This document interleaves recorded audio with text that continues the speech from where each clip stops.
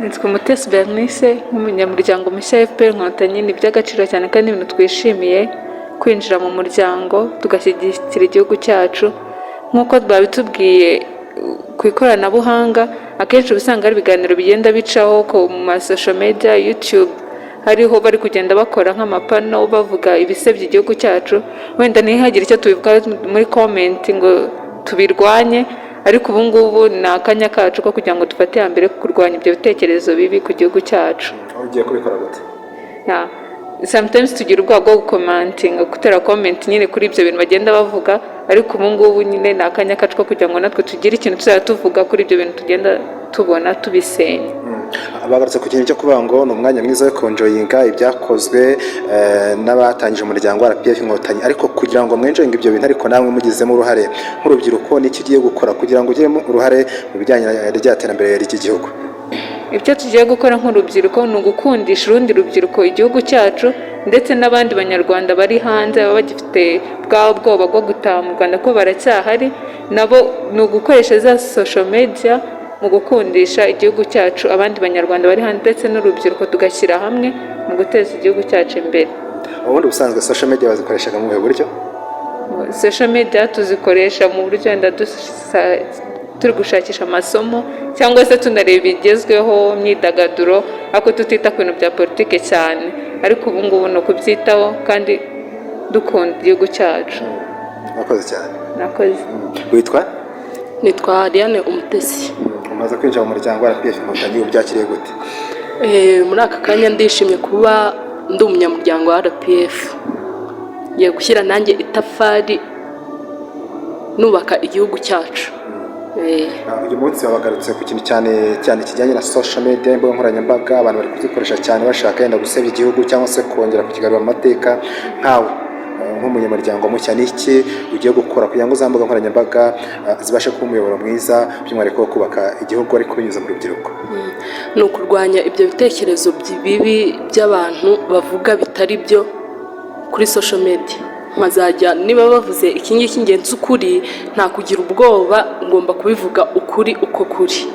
Nkababwira uko igihugu gihagaze, ko turi mu mahoro, ko tumeze neza, nkabakundisha igihugu cyacu, bakamenya ukuri kuriho, bakareka kwemera ibyo abanyabinyoma bavuga. Ariya mahame n'intego za RPF nkawe nk'urubyiruko ushobora kuba utari uyazi, nyuma y'uko uyabwiwe ndetse unayasobanuriwe, n'icyo usigaranye? Nsigaranye ikintu gikomeye cyane cy'uko ngomba kumenya neza, namaze kumenya neza uwo ndi we, ko ndi umunyarwanda mfite agaciro kanjye, kandi ko ngomba kubikundisha na bagenzi banjye, tukamenya guteza igihugu cyacu imbere mu ikoranabuhanga, mu bintu byinshi bigiye bitandukanye, ariko tugashyira itafari ku gihugu cyacu mu iterambere. Murakoze nawe. Witwa? Murakoze cyane. Nitwa Kwizera Ildefonse, nkaba niga Level 1 Human Nutrition and Dietetics. Aka kanya umaze kurahirira kuba umunyamuryango wa RPF Inkotanyi, by'umwihariko hari amasomo babanje kubaha arebana n'intego ndetse n'imigabo n'imigambi ya RPF. N'amasomo wakiriye gute?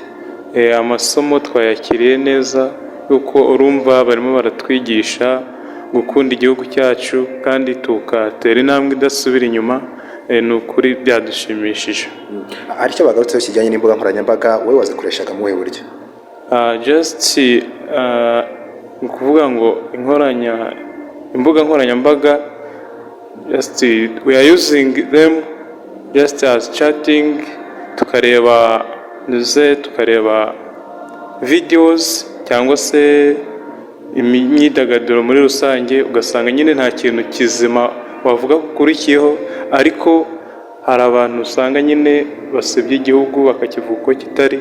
Ariko nyuma yo gufata izi nyigisho zerekeye n'umuryango wa RPF, turumva tugiye gufatanya, hanyuma abo bantu bashaka gusebya igihugu tukaba twafatanya tukabarwanya bishobotse mu buryo bwose. Uyu munsi urubyiruko n'imbaraga z'igihugu, by'umwihariko rugati imbaraga z'igihugu n'urubyiruko, ndetse bashyiremo akagufu babashe kubaka heza, dore ko n'abagize uruhare mu kubohora iki gihugu, by'umwihariko no kucyubaka nyuma ya jenoside n'abantu b'urubyiruko. Nkawe n'uruhare rwawe nk'urubyiruko wakora kugira ngo nibura rya terambere igihugu cyifuza ube nawe hari ukuboko kwawe kurimo? Murakoze cyane. Nanjye ikintu niteguye gukora ni ni ukuvuga ngo aho nkenewe ngomba kuba mpari kugira ngo ntange umusanzu wanjye. Ikindi ni ukwigisha bagenzi banjye nkabatera kuraje yo kugira ngo dukorere hamwe bityo tuzamure igihugu cyacu.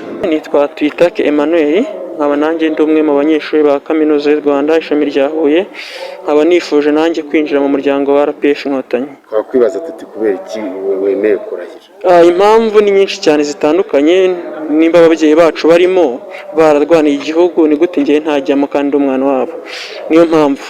Urabona rero noneho kwinjira mu muryango wa FPR Inkotanyi nkaho ubwawe nk'umujene noneho wiga muri kaminuza biraza kugufasha iki mu mibereho? Yego, biramfasha ibintu byinshi bitandukanye. Urabona nimba turimo kwiga kugira ngo turangize dukore igihugu cyacu, biradufasha gukangurira n'abandi baturage batarajya mu muryango wa RPF Inkotanyi kugira ngo baze batwisunge tuzamure igihugu cyacu nk'uko His Excellency Paul Kagame n'abandi bari bafatanyije bazamuye igihugu cyacu. Ese ubundi kubera iki wari waratinze kwinjira mu muryango ukaba birindiriye kugera muri kaminuza? Twarahiye igihe kinini cyane gitandukanye nuko n'uyu munsi bari bifuje ko twakongera tukarahira kugira ngo tubyemeze neza, noneho badushyire muri database. Yego. Hari inyigisho mwahawe by'umwihariko bagaragara ku bijyanye n'ikoranabuhanga cyane cyane riri gukoreshwa mu kugira ngo bamwe baharabike igihugu. Urubyiruko iki mugiye gukora by'umwihariko mukoresha iri koranabuhanga kugira ngo muhagarike bya bitekerezo by'abantu bumva ko basubiza mu gihugu?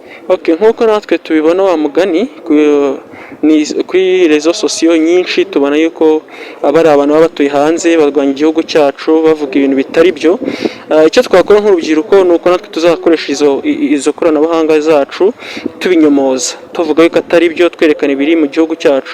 Nk'urugero rwiza nko kuri FDL, hari bamwe bazaga babona igihugu cyacu kimeze neza bakibaza bakavuga ati se bimeze bite ko batubwiraga yuko igihugu cyabamo intambara bicana cyane, ariko bagiye mu gihugu cyacu bakabibona.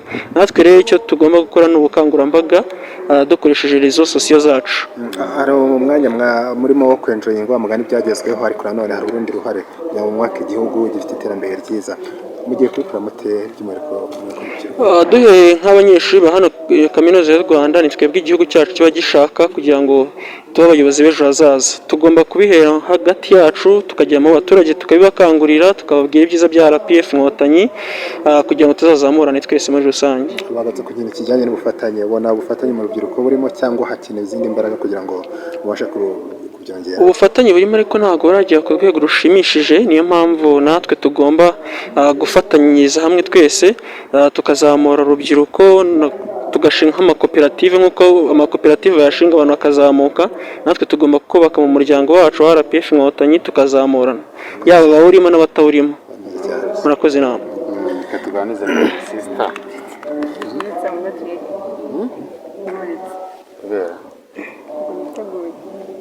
Nta kibazo kirimo.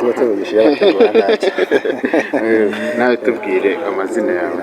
Murakoze, amazina yanjye nitwa Iranzi Freddy, nanjye niga mu mwaka wa mbere hano muri kaminuza ishami ry'imibare mu bukungu. Umunsi turishimye cyane kuba twakiye mu muryango. Haciyemo igihe kinini cyane tubyifuza, ariko kubera igihe cya covid twahuzemo n'ibikunde kubera kudaterana nk'uko nguko. Nyakubahwa Chairperson ku rwego rwa Karere Huye yabivuzeho neza yuko bitashobokaga, ariko uyu munsi niyo mpamvu tuvuga ko twishimye kuba batwemeye ko twongera guterana tukarahira.